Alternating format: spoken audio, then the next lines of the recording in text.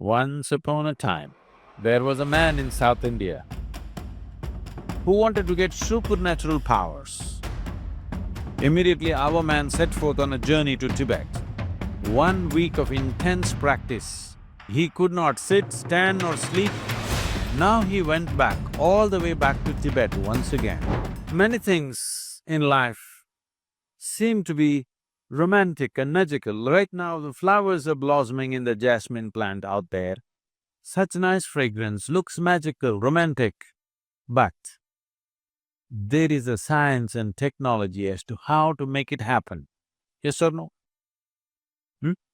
One who knows what the plant needs and does the right thing, only he will have maximum flower and maximum fragrance, isn't it? Yes? So if you want flowers in your garden, what do?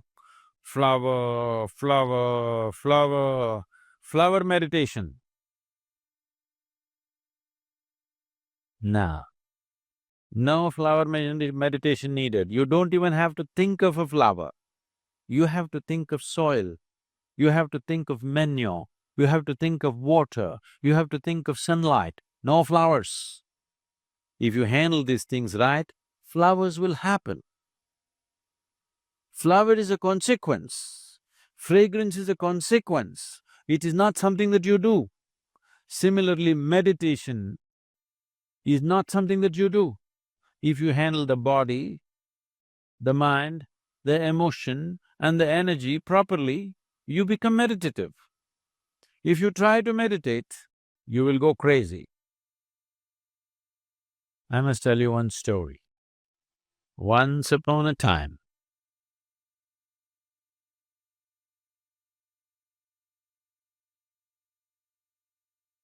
there was a man in South India who wanted to get supernatural powers. What are supernatural powers, you know? Supernatural powers, you know what they are? Somebody wants to walk upon water. Somebody wants to fly without an airplane. Everybody walks on the floor, so somebody wants to walk on the ceiling. Essentially, circus. They want to do something that nobody can do. So the man wants supernatural powers. He went from guru to guru. So many gurus he saw. Everybody said no. Then someone told him, these South Indian gurus, no good, no good. Because they're too conservative, they won't give you all this. I know a monk in Tibet where he has all the supernatural powers you want and he is willing to give it to you. Immediately our man set forth on a journey to Tibet. From South India to Tibet, walking across Himalayas, not an easy journey, but our man is determined. He wants supernatural powers. So he went all the way. He went to this monastery, the Buddhist monastery. The culture in the Buddhist monastery is very different from what we know here in South India. Here, people have been taught that Atiti Devo Bhava, that means a guest is God. If somebody comes to your home as a guest, you must treat that person like a god. Even if he happens to be your enemy somewhere else, when he comes to your home, you must treat him like a god. You must be saying in India, people see you and they're doing this because they want to treat you like a god. Because you come here. When they come to your place, they'll be different. But now that you're here, they want to treat you like a god. But in the Buddhist monastery, there is no such culture. If you go there, nobody will ask you who you are. Not because they don't care for you, because in their life, the biggest thing about their life is to find out who am I. If a new person comes just now, as soon as he comes, you ask him, who are you? It's a very big question. Yes? Very big question, isn't it? So they don't want to embarrass you with such a big question. So a new person has come, if you do not ask him, who are you, what is the next possibility? Where do you come from? Do you know where you come from? Now you came from China, that's not the point. Where do you really come from? Do you know? From where you came into this life, do you know? Do you know? No. Where is that? Mother. Okay, to mother's belly, where did you come?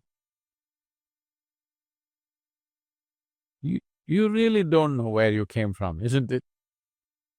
So they don't want to embarrass you with that question either. A new person has arrived, you don't ask him who you are or where you come from, not much room for conversation, so they don't talk to you. Lunch means there is a bell. If you want, you can go and eat. If you don't eat, nobody will force you because fasting is an important part of Buddhist life. If you are not eating, it is greatly respected, nobody will come and say, come and eat, because they think you're fasting. This is a strange situation for this man from South India. Because in South India, you must know this, if you go to somebody's home, it doesn't matter at which time of the day you go, you must eat. You tell them, no, no, no, I just had my dinner and came. It doesn't matter, you come to my home, you must eat. Because this is hospitality. This is a sure way to the hospital. Nobody asked him who you are, where you come and eat, nothing. He just hung around. When hunger overtook him, he went and ate and just hung around. 1 day, 2 days, 3 days, 3 weeks passed away. Nobody spoke to him. After 3 weeks, the old monk who was there called him. He knows why this man has come. He said, what will you do with supernatural powers? What will you do walking upon water? After 3 days, a boat will be better, you know. I will teach you the way of meditation. With this you can live a fruitful life. Our man said, no, no, no, no, I don't want your meditation. You think to learn meditation I have to come to Tibet? In India, we know every kind of meditation. Don't you forget, Gautama the Buddha is an export from India.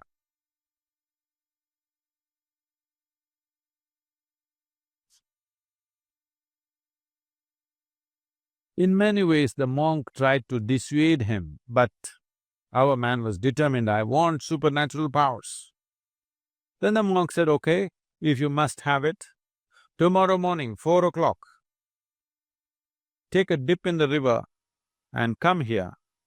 Let's see what we can do. The secrets of supernatural, I will give it to you. Our man went 4 o'clock in the morning, had a dip in the river. This is not South India, this is Tibet.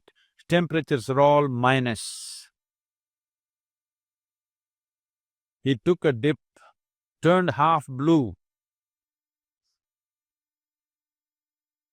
He went and sat in front of the monk. The monk looked at his condition and his determination. He said, see, this is very simple. There are 3 mantras. You utter these 3 mantras 3 times over, all the supernatural will be yours. Shall I reveal the mantras to you? Buddham sharanam gacchami, dhammam sharanam gacchami, sangam sharanam gacchami. These 3 mantras 3 times over you utter, all the supernatural is yours. Only thing is, when you're uttering the mantra, you should not think about a monkey. Is that all? That is all. Can I go, please? Our man came out of the monastery really jumping with joy.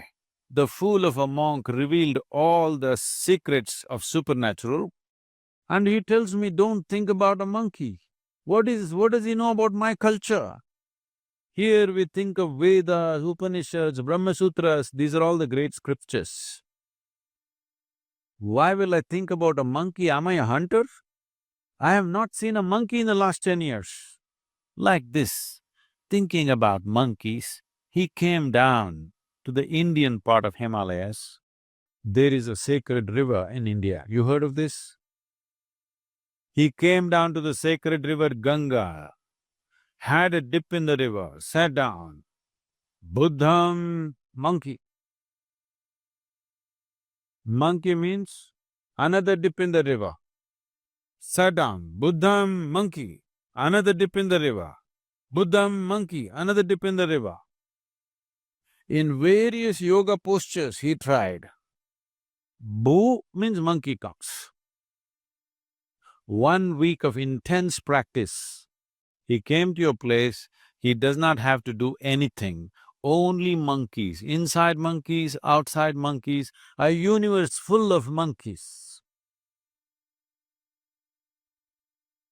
Now he could not sit, stand or sleep, monkeys everywhere, inside, outside, everywhere monkeys. Now he went back, all the way back to Tibet once again. He went to the monk and said, I don't want your supernatural powers, first relieve me from these monkeys. Now, this is the nature of your mind.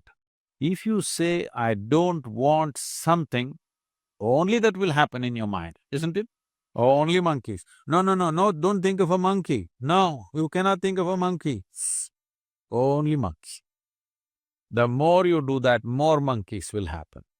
Or what I'm saying is, without understanding the fundamental nature of the mind, if you try to do something head-on with it, you will go crazy. So many things that you think you want to forget, you will never forget. Things that you want to remember, you always forget, isn't it? Yes or no? Huh? Because without understanding the fundamentals of mind, we are trying to operate the mind. This is the most sophisticated machine on the planet, but you're going at it somehow. If you go at it somehow, sometimes it works. Most of the time, unfortunately, most people's minds are working against those people. When you were 5 years of age, when you were only that much, how joyful you were. And today, how joyful you are. Has it gone up or gone down? Hmm? That means your mind is working against you. It is working against you simply because without understanding the fundamentals of what it is, you're trying to operate it. If you have a sharp knife, you must have a steady hand. Yes? Yes or no? Hmm? If you have a very sharp knife, you must have a very steady hand. Unsteady hand, you will either cut yourself or cut somebody. Yes or no? That's all that's happening right now. Once you became a human being, you have a sharp knife, no steady hand. That's why yoga, to create a very steady hand, so this sharp knife can be used the way we want, that it will not cut us all the time. Right now, all the misery that you see on the planet, all the human misery that is happening on this planet, where is the manufacturing unit? Shanghai? Where is the manufacturing unit? In your mind. Every kind of misery is manufactured only here. This should be manufacturing bliss for you, ecstasy for you, but it's manufacturing misery because there's no stable platform, it's all over the place. Once this mind begins to work for you, once you are blissful by your own nature, There is no fear of suffering. Once you become like this within yourself, that your mind takes instructions from you, whatever happens, I will keep this blissful, this will become magic. This will become a fantastic instrument of well-being. Now you would like to explore the full depth and dimension of this life.